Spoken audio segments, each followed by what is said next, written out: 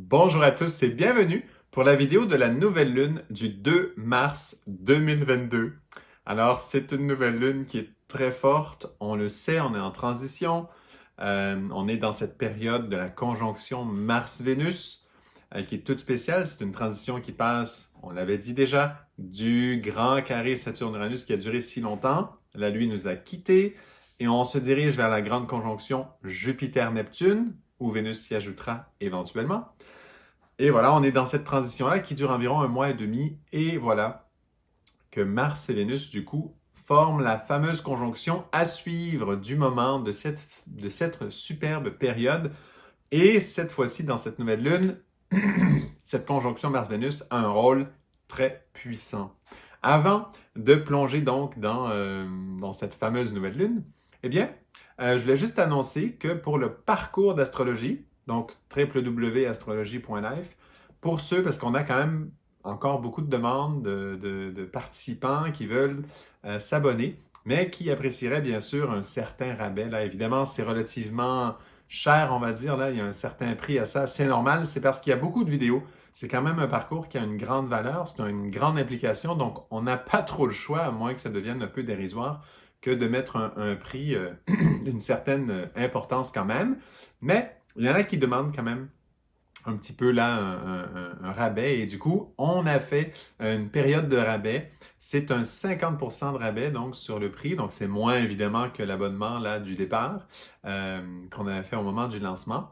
Mais pour ceux qui veulent s'ajouter maintenant, voilà encore une option.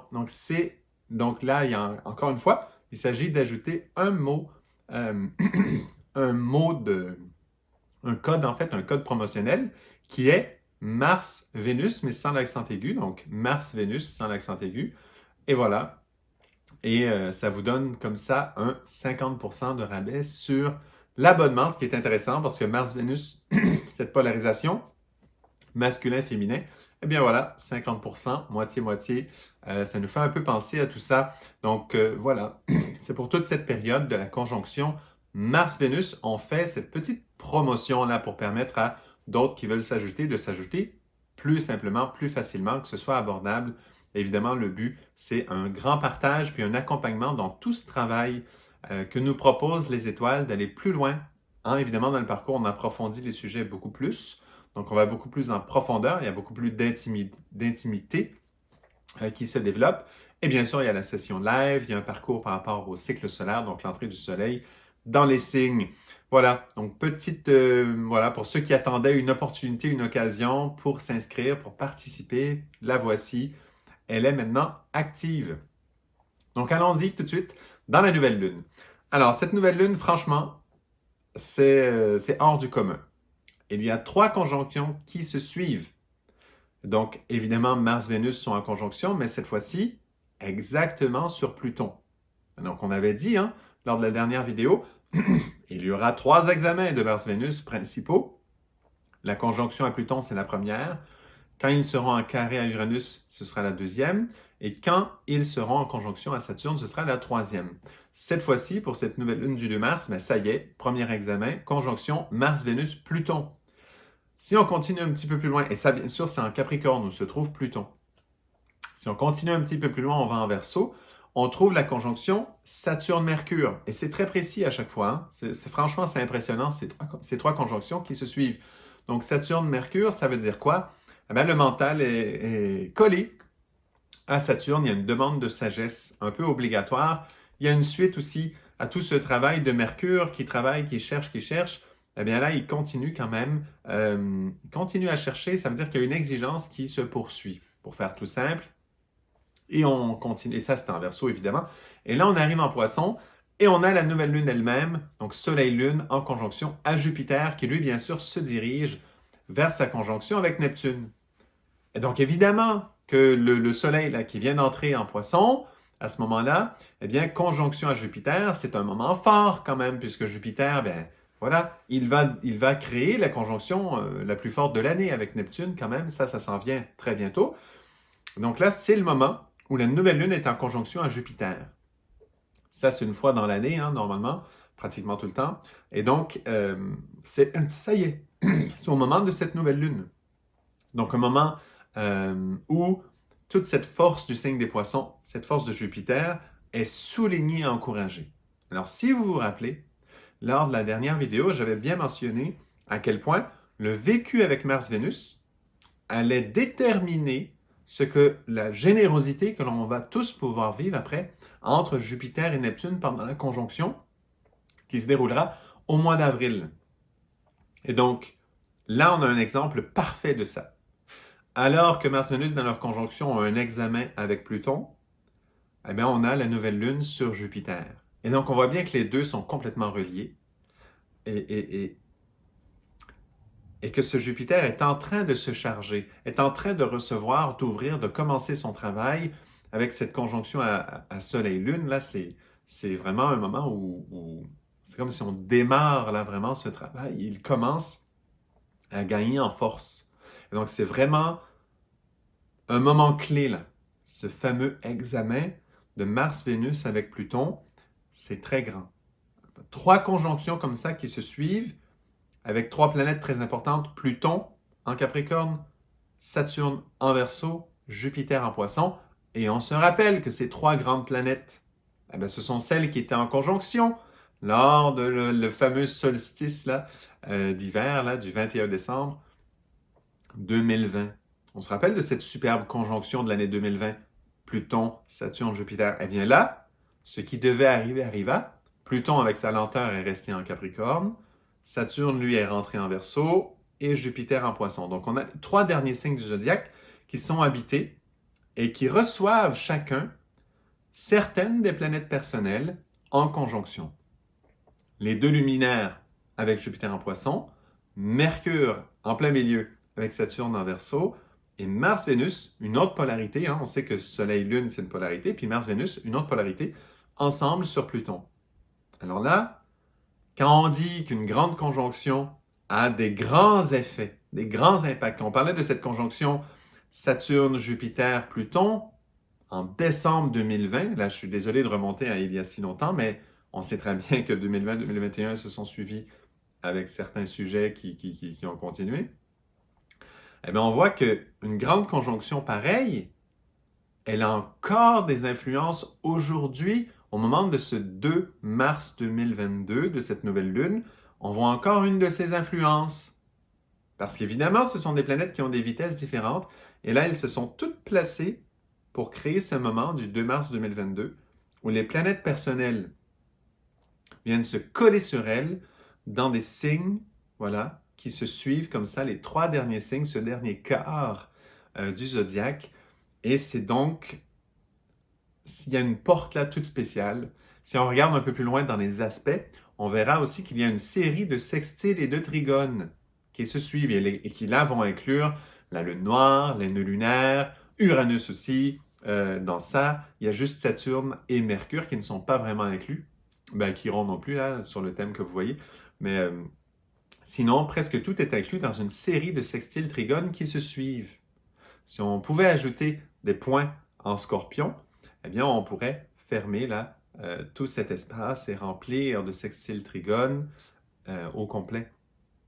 Bon, c'est une petite parenthèse, ça, c'est juste pour dire que tout est connecté là. Il y a une énergie, il y a une porte spéciale là. Il y a un moment à passer. Et c'est le début de ces initiations de Mars-Vénus qui commence tout juste là.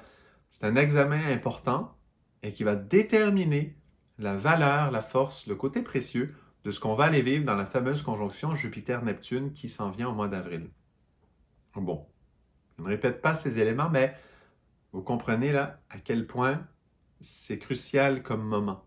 Pour ceux qui apprécient l'astrologie et puis depuis longtemps, ils sont habitués de voir des thèmes. Ces 3 conjonctions, leur niveau de précision est tel c'est évident qu'il y a une suite dans les événements et que là, il y a des choses qui s'ouvrent nouvelles. Donc, allons voir, allons ouvrir ces fameuses choses qui s'ouvrent. Et on le sait, le plus important dans tout ça, on l'a bien décrit en ce moment, dans cette période, au moment du 2 mars 2022, c'est la conjonction Mars-Vénus que l'on suit. Il ne faut pas oublier, là, c'est le point principal. La conjonction Mars-Vénus-Pluton, c'est le grand point principal. Pourquoi? On l'a dit, c'est à cause de la transition entre le carré Saturne-Uranus qui va vers la conjonction Jupiter-Neptune. Et comme on est en transition comme ça, et ce qui dure dans toute cette période de transition, c'est la conjonction Mars-Vénus qui est particulièrement longue à cause de la rétrogradation de Vénus qui vient de se terminer. Donc, voyez un peu le contexte fait que le point focus vraiment spécial, c'est la conjonction Mars-Vénus-Pluton. Donc, allons voir ce qu'il nous réserve, cette fameuse conjonction Mars-Vénus-Pluton, sachant que la conjonction Mars-Vénus commence dans la période de la Saint-Valentin. Donc, il est vraiment question d'amour, il est vraiment question de cette polarité de Mars-Vénus. Et donc, on va ouvrir quelques vécus sur cela, quelques ressentis de ce travail.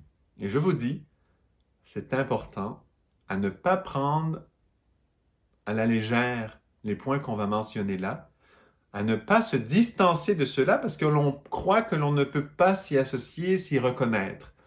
C'est gros et ça vaut vraiment, vraiment, vraiment l'effort d'aller regarder.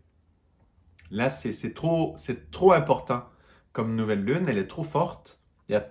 Ces trois conjonctions qui se suivent sont trop grandes pour ne pas regarder. Donc, allons-y voir ça. Alors, Mars-Vénus. Évidemment, on parle de couple. En partie parce qu'on a commencé avec la Saint-Valentin. Là, vous me direz, mais la Saint-Valentin, c'est pas connu partout. D'où est-ce que ça sort? Voilà. On la connaît. Elle est connue par les humains. Encore une fois, ce que les humains suivent, là où il y a des humains, il y a aussi le ciel qui accompagne. Et ceux qui ne sont pas capables de voir l'intelligence de ça, questionnez-vous sur les niveaux d'amour que vous avez, parce que il faut voir que le ciel aime les humains, et là où il y a des humains, il y aura le ciel, c'est une évidence.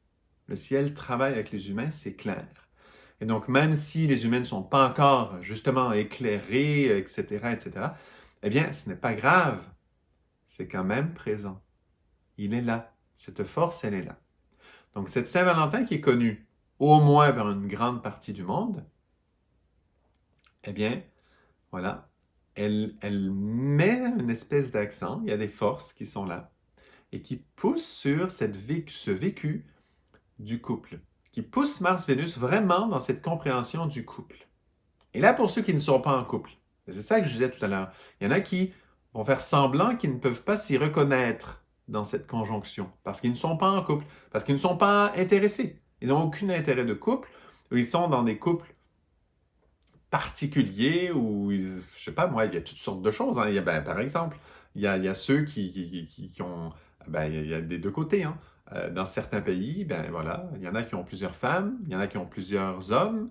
Il y a différentes choses qui existent. Et donc, malgré toutes ces choses qui existent, qui sont variées et différentes, il faut aller voir quand même. C'est ça une conjonction avec Pluton. Quand on est en conjonction avec Pluton, eh bien, Pluton demande, on va aller voir quelque chose qu'en général, on ne va pas voir. Et de quoi est-ce qu'il s'agit? Quand on est avec Pluton comme ça, eh bien, les forces qui s'y trouvent sont... Voilà, je vais décrire quelque chose. On vit un moment avec quelqu'un. On va dire en couple, mais pas nécessairement. On sent de l'amour qui circule. Et là, voilà, on sent différentes choses. Quand il y a de l'amour, on sent plein de choses différentes. Il y a beaucoup de vécu. Quand il y a de l'amour entre les humains, c'est extrêmement riche ce qui se passe. Il y a plein de niveaux de vécu. On pourrait imaginer là des milliers de fils, de petites connexions qui se font. Donc, il n'y en a pas qu'une de connexion. Il y en a beaucoup. Parce qu'il y a beaucoup, quand on dit que l'être humain a des corps subtils. Il y a le corps physique, mais il y a aussi le corps émotionnel, le corps mental. Eh bien, tous ces corps, il y a des couches dans ces corps. Il y a des couches et on ne les connaît pas bien parce que nous ne sommes pas vraiment clairvoyants. Et ceux qui ont trouvé des systèmes pour arriver à les connaître, c'est bien. Ça veut dire que mentalement, on arrive à les connaître un peu. Ceux qui ont une clairvoyance vont voir certaines choses. Mais il y a des plans et des plans et des plans. Et pour le moment, il n'y a pratiquement personne qui a une clairvoyance suffisante pour arriver à tout voir en même temps, être conscient de tout. Ce que j'essaie de dire, c'est que l'être humain est beaucoup plus complexe, grand, que ce que l'on imagine. Et en fait, que ce dont on peut être conscient à un instant précis, tout ça en même temps. En général, la plupart des êtres humains n'ont pas la faculté que de percevoir un être humain dans sa totalité. Il y a beaucoup de couches, de quelque chose d'un être humain. Et donc, quand il y a de l'amour entre deux êtres, on va dire deux, évidemment parfois c'est plus que deux, mais donc quand il y a un échange d'amour, il y a plein de plans qui sont connectés. Et donc des fils, des connexions, là, il y en a vraiment des milliers et des milliers et des milliers. Alors qu'est-ce qui se passe dans notre petite conscience d'être humain quand on vit une relation amoureuse, disons que l'on vit en couple? C'est l'exemple de base. Mais si vous vous trouvez dans une autre situation, s'il vous plaît, faites l'effort de quand même vous sensibiliser à la chose et d'arriver à comprendre le sens de ce que je vais dire là. Et donc d'aller le chercher et de l'intégrer dans votre vécu à vous. Hein? Et donc de se relier à ça. C'est important parce que ça nous concerne vraiment tous. Donc, voilà. Il y a plein de fils. Dans notre vécu humain, petit vécu d'être humain limité, notre conscience qui prend un tout petit bout de ce qui existe et qui ne sait presque rien, mais qui sait quelques petites choses, bien, qu'est-ce que l'on va vivre, nous? Hein? Et ça, c'est nous tous, là. Eh bien, on va être conscient de certains fils. Un fil, deux fils, trois fils, bon. Et on va en accepter certains. Qu'est-ce qui va déterminer les fils auxquels on va raisonner? Les fils desquels on va être conscient. Il y a cette connexion, celle-là et celle-là, et on est conscient de ça, voilà. Bon, premièrement, il y a les habitudes ou les clichés de la société qui vont dire, normalement, un couple, c'est ça. Donc voilà, il y a tel fil.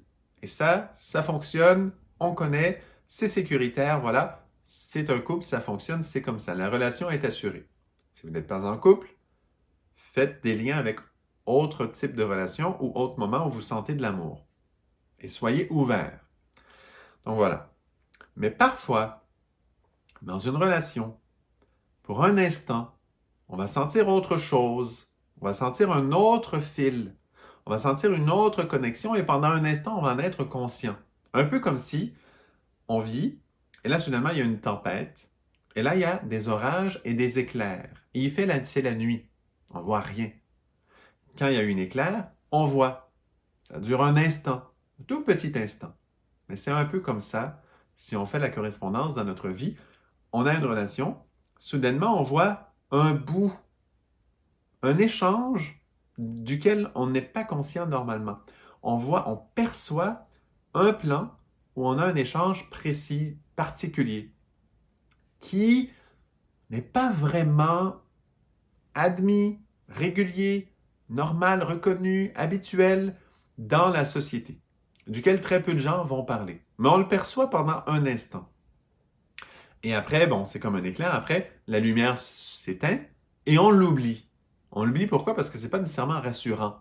Parce qu'aller comme se responsabiliser sur ce point, sur cet échange, c'est complexe. Ça demande beaucoup d'efforts.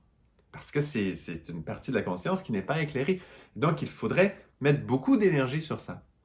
Mais en général, oups, il s'éteint à nouveau. Et il y en a comme ça, certains fils, certaines connexions, qui vont s'éclairer, mais quelques fois, et qui vont revenir. Et là, on les voit qui revient, cette petite connexion-là. Et c'est tranquillement, c'est qu'on élargit notre conscience sur notre vécu Mars-Vénus, sur nos échanges, parce que les échanges, quand on donne quelque chose et qu'on reçoit quelque chose entre deux personnes, c'est une connexion Mars-Vénus, c'est ces deux pôles qui s'échangent comme ça. C'est vraiment là les échanges dans les plans, dans les corps des êtres humains. C'est vraiment de l'échange Mars-Vénus à la base. Et donc cette conjonction Mars-Vénus vient mettre ça en lumière. Et comme Pluton est là, Pluton, vous le savez, c'est la planète de l'inconscient. Et là, c'est quoi l'inconscience? Est-ce que c'est connu? Est-ce que la psychologie connaît l'inconscience? L'astrologie, oui. Qui d'autre l'aura travaillé? Ça, à chacun d'y voir. La subconscience, c'est plus populaire, plus travaillé. l'inconscience comme tel, comme un plan de conscience, ce plan de l'inconscience, eh bien voilà, c'est un espace duquel nous ne sommes absolument pas conscients. La subconscience va correspondre aux rêves, aux réflexes, à toutes sortes de choses qui se font automatiquement. Mais l'inconscient, ce sont des choses endormies, qui sont loin, loin, loin, loin. Ça ne remonte pas à la conscience. Et c'est ça, cette force plutonienne-là. La conjonction Mars-Vénus-Pluton, c'est on va percevoir des espaces qui sont complètement dans l'inconscient, là. On ne sent même pas qu'ils nous influencent vraiment au jour le jour, là. Cachés. Et là, on perçoit quelque chose, mais comme ça ne fait pas partie, c'est dans l'inconscient. Eh bien, du moment qu'on l'a vu, ça s'enterre à nouveau. Ça va sous terre, on ne voit plus, comme si ça n'a pas existé. Quelque chose d'irréel, qui n'est pas, voilà, comme si c'est un fantôme. On voit un fantôme, il disparaît, on doute après. Est-ce que j'ai vraiment vu un fantôme? Est-ce que j'ai vraiment vu, je ne sais pas moi, un extraterrestre, une soucoupe volante, je ne sais pas quoi. Bon, on en voit une, après, évidemment, elle disparaît, on ne la voit plus, puis là, on se dit, est-ce que vraiment je l'ai vue? Une partie de nous le sait que oui, mais une partie de nous va vivre comme s'il ne l'avait jamais vu. Elle ne va pas vraiment intégrer tout ce qui touche ce plan, tout ce qui touche cette réalité dans sa vie. Donc peut-être que oui, comme mémoire, on va s'en rappeler, mais nous n'allons pas faire le travail d'intégrer tout ce que ça comporte, que cette vie, cette existence-là vraiment existe, fait partie du vivant. Nous n'allons pas intégrer tout ça dans notre conscience. C'est la même chose là dans nos échanges humains. On va sentir quelque chose, on va voir quelque chose et normalement on l'oublie tout de suite. On ne le regarde pas plus longtemps. Mais là, Pluton est là. Et il dit, on va aller voir. Et donc l'effort, c'est quoi? C'est de mettre certains de ces fils dans la conscience, de les éclairer. Là, vous allez dire, mais pourquoi faire un travail pareil? C'est difficile. Et souvent, on ne veut pas le faire parce que ces échanges ne sont pas toujours reluisants. Parfois, ce sont des choses difficiles à voir, mais vraiment difficiles. C'est pour ça aussi souvent qu'on ne veut pas le voir. Un fantôme, je ne sais pas moi, on n'a pas envie là d'intégrer ça dans notre vie, dans notre conscience. Mais dans nos échanges, on va aller voir, on va être touché par des choses. C'est ça une conjonction à Pluton, hein? On va beaucoup plus profond. Et là, il va nous donner des morceaux desquels on va avoir tendance de vouloir les cacher. Mais ils existent. Et là, comme c'est une conjonction, c'est un examen. Qu'est-ce que l'on souhaite vraiment? Parce que Mars-Vénus, c'est un souhait. Il y a beaucoup de force de souhait, de ce que l'on veut. Vraiment, la volonté est travaillée beaucoup là. Et voilà, on est comme ça questionné. Mais qu'est-ce que l'on souhaite vraiment? En incluant des plans que l'on ne voit jamais normalement. Et donc, c'est un travail d'approfondissement dans le couple. Et encore une fois, pour ceux qui ne sont pas en couple ou qui ne sont pas intéressés par le couple, faites l'effort de transposer dans vos échanges où il y a de l'amour, dans les espaces où vous avez des échanges humains dans lesquels il y a un engagement d'amour, dans lesquels il y a un engagement, on va dire, du cœur. Voilà. Il faut aller voir. Il y a des bouts là qui sont cachés. C'est sûr et certain parce qu'on ne voit pas l'entièreté d'un être humain. Personne. Donc, des endroits où il y a des échanges entre nous qui sont cachés, il y en a pour tout le monde vit ça.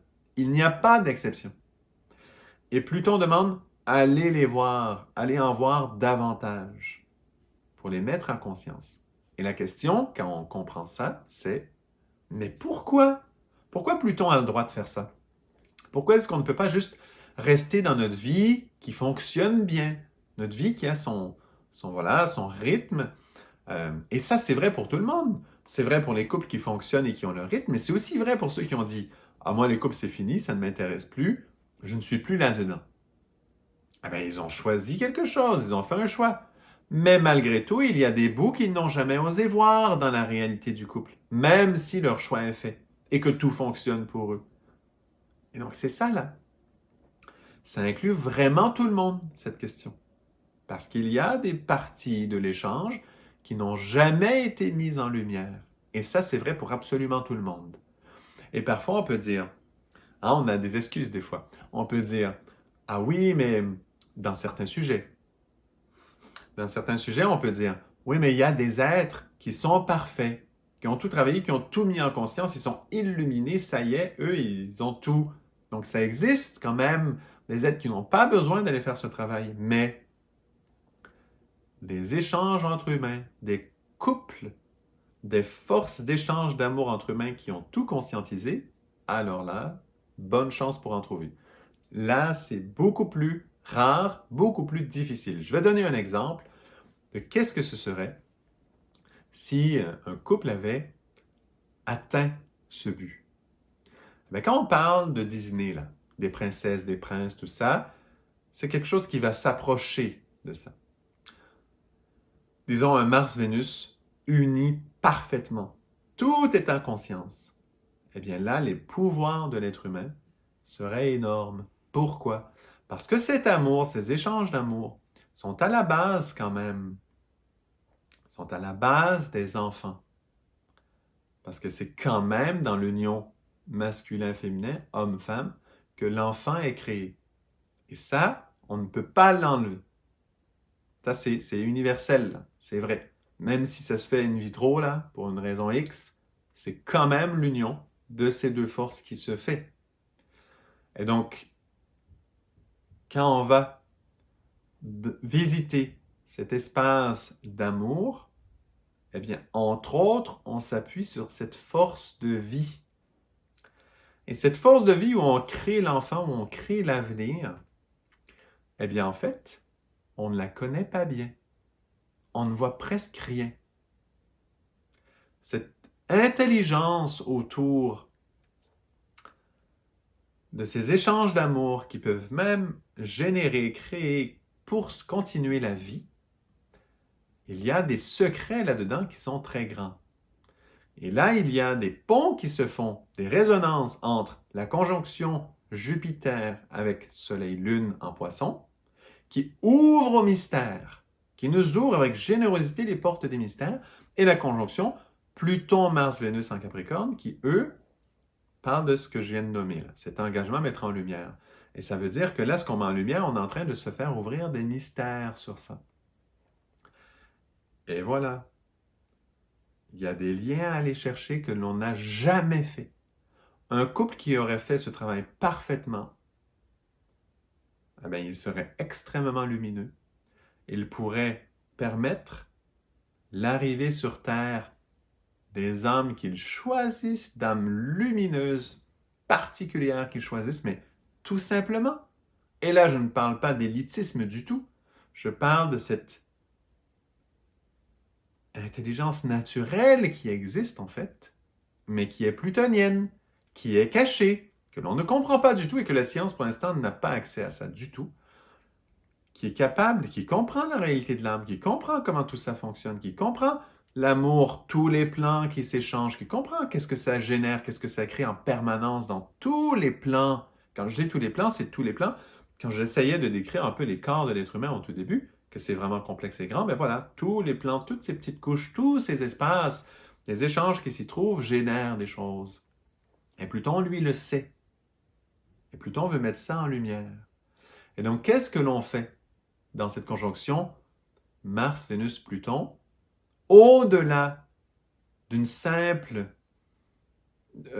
on va dire, un peu d'une ligne de psychanalyse presque, qui dirait on va aller mettre des choses en lumière dans le couple qu'on n'a pas encore mis en lumière. Bon, ça, c'est la base. Mais en réalité, ça veut dire quoi? Nous sommes en train de reconquérir doucement cette image, cette possibilité du couple grand, accompli, lumineux à 100%. Ça veut dire qu'il fait tout. Évidemment, il n'y en a pas de couple comme ça sur Terre pour l'instant. Moi, je crois qu'il n'y en a pas. Peut-être des exceptions, là, mais franchement, là, moi, je crois que vraiment, réellement, qu'on n'est pas encore rendu là. En tant qu'humanité, je crois qu'on n'a même pas eu la chance, là, d'avoir ça tellement. Et donc, de mettre en lumière toutes ces couches, c'est ce grand travail, c'est se rapprocher. C'est Pluton qui nous donne toutes les armes de lumière qui existent. Mais dans le couple, et le couple, il permet quoi? D'être même capable de travailler sur la vie qui vient. Parce que ce travail de Mars-Vénus, il est grand. Il ne faut pas le réduire. L'amour, c'est grand. Les échanges entre humains d'amour sont extrêmement puissants. Et si l'on était capable de les voir dans leur entièreté, dans tous les plans, dans tous les échanges qui se passent, et de mettre tout ça en lumière et d'avoir l'éthique et le comportement suffisamment noble et grand pour pouvoir les vivre bien, eh bien la puissance là, de lumière que dégagerait un couple pareil, eh bien, serait absolument exceptionnel et incroyable. Et évidemment, tranquillement, on pourrait vraiment, là, l'humanité pourrait avancer mais à une vitesse incroyable parce qu'on est tellement loin de cet état pour le moment. Donc, ce serait un bond en avant immense. Eh bien là, on se rapproche de ce travail et on peut s'y connecter.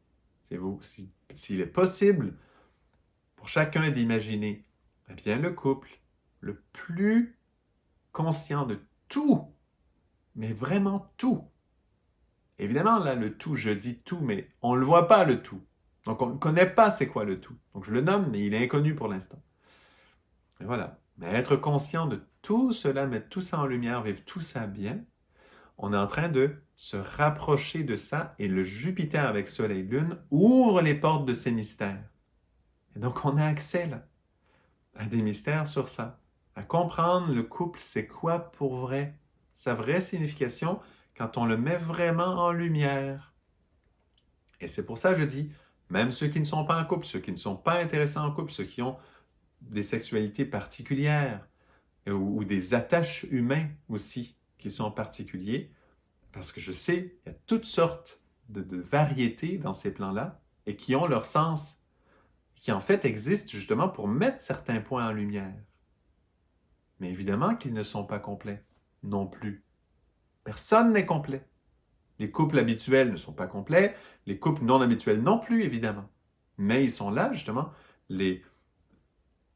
tous ces couples qui sont moins habituels, moins dans l'espèce de norme actuelle.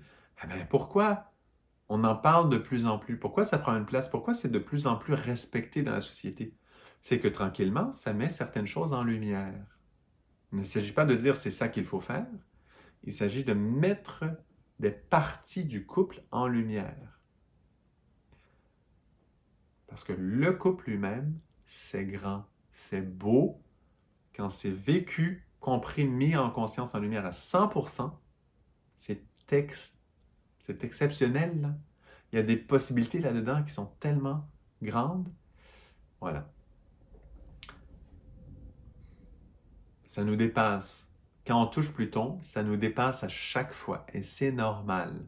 Je le dis, ça a l'air très idéaliste. Je ne dis pas qu'on va arriver à ça là, pendant cette conjonction. Je dis, c'est un moment pour aller reconquérir des morceaux de ça, s'y rapprocher, se rapprocher de cette image, se rapprocher de cette idée. Et c'est vrai pour tout le monde. Il n'y a pas d'exception. On se rapproche de cette idée tous ensemble. Et le savoir que tous les modèles de couple qu'il y a sur l'humanité, tout, et d'amour aussi, parce que ce n'est pas toujours des couples, sont là pour nourrir cette image, pour nourrir cette capacité, cette force qui travaille justement sur la science des deux principes, qui est très grande. Et ça, c'est une vision plutonienne de Mars-Vénus. C'est ça, Pluton. Il nous amène dans ses plans, parce qu'il inclut tout ce qui est dans l'inconscience pour le moment. Et donc, il nous donne tous les pouvoirs. Parce que tout ce qui est dans l'inconscient, si on le mettait en lumière, mais on pourrait utiliser la force qu'il y a dedans. Et c'est ça, Pluton. C'est pour ça qu'il représente le pouvoir. Parce qu'il touche des forces desquelles nous ne sommes absolument pas conscients. Qui dorment, qui sont même dans un coma total au niveau là, de l'humanité actuelle. Donc, le défi pour chacun, et voilà, c'est d'oser, quand vous allez sentir ces connexions-là, que normalement on les sent, puis après on les cache, on ne les regarde plus, on les oublie. Du moment qu'on ne les regarde plus, elles n'existent plus. Elles sont oubliées à jamais quelque part. Elles ont disparu. Eh bien, c'est exactement ça. On les regarde et là, on ne les oublie pas. On va aller travailler dessus. On va aller les intégrer dans notre vie. pas nécessairement faciles. Pour certains, ça va être très agréable parce que ça va être des très belles découvertes qu'il y aura et ça va se placer tout seul. Pour d'autres, beaucoup plus difficile à intégrer parce qu'il y a là des lignes, des échanges qui ne sont pas du tout placés, desquels on ne s'est pas du tout responsabilisé. Et on fait des échanges qui ne sont pas corrects. Et il y en a pour tous les êtres humains. Si vous sentez ça, que vous, ce qui vous touche, là, c'est un échange dans l'amour, dans cette idée que je nomme du couple, mais vous voyez comment c'est grand ce que je nomme, j'espère. Sinon, on est à côté. Eh bien, là, si c'est perçu quelque chose de très difficile, c'est normal, il ne faut pas s'en faire. Le but est de l'intégrer. C'est un travail plutonien, ce n'est pas nécessairement facile. En général, il y a un petit défi qui vient avec parce qu'en général, ce qui n'est pas conscience, on a rarement la chance que ce soit super bien placé. C'est comme un exemple pour savoir à quel point on a des chances que ce soit une merveille déjà très bien placée que l'on va découvrir. C'est très simple. On regarde le sous-sol, donc on va creuser, on va faire un peu comme si on était des mineurs, là. On va creuser dans la pierre, par exemple, ou dans la terre. Et voilà, chaque fois que l'on va trouver un diamant, une pierre précieuse, dans ce creusage de la terre au complet, c'est qu'il y avait quelque chose qui était déjà très bien placé. Et l'inconscience de l'humanité est comparable à ce sous-sol de la terre. Tout ce qui va être des diamants, des choses comme ça, des émeraudes, des saphirs, des rubis, voilà. C'est que déjà dans l'inconscient, il y a quelque chose qui s'est placé et qui a donné quelque chose de parfait, qui était mais magnifique déjà. Et chaque fois qu'on va toucher d'autres matières, pas pour dire qu'ils ne sont pas bonnes, pas nobles, etc., mais qui ne sont pas placées d'une façon parfaite. Ça veut dire que tout est bon, en fait. Hein? Le sable est extraordinaire, tout est bon. Hein? Dans la terre, il y a même les sols riches, c'est extraordinaire, mais ils n'ont pas cet état du diamant symboliquement de cette pureté. Et voilà. Et donc, c'est la même espèce de ratio. Donc, quand on regarde tout le sous-sol de la Terre au complet, bien, le pourcentage de diamants, de rubis, de tout ça, bien, il n'est pas très élevé. Et donc, c'est exactement pareil dans notre inconscience à nous, en tant qu'être humain, et c'est aussi vaste aussi.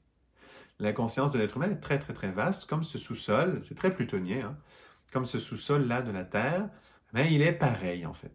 Donc oui, il y a des mines, il y a des régions où c'est plus riche, mais vous savez que dans une mine, le pourcentage de matière extraordinaire, en général, n'est pas extrêmement élevé.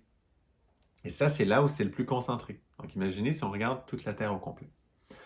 Voilà. Et donc les chances de tomber sur quelque chose de parfaitement bien placé, vous comprenez où est-ce qu'elle se trouve.